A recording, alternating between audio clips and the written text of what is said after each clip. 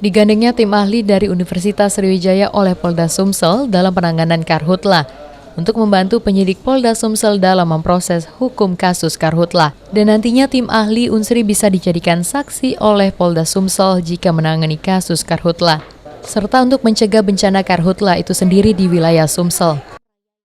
Ya, ini kan teman-teman dari Unsri ini luar biasa. Justru ini yang paling penting menurut saya. Karena kita kan nggak bisa kerja sendiri ya.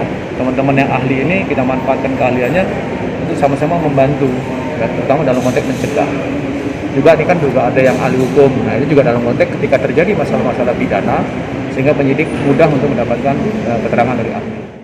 Dalam penanganan proses hukum kasus Karhutla sendiri, banyak terjadi perubahan sehingga para penyidik Polda Sumsel dan jajaran dibutuhkan masukan dan penyegaran untuk menangani kasus hukum Karhutla. Sampai sejauh ini, Polda Sumsel telah menangani 2 perkara hukum kasus Karhutla. Dan kini masih dalam proses pemberkasan oleh pihak penyidik Polda Sumsel. Firman Hidayat, PAL TV.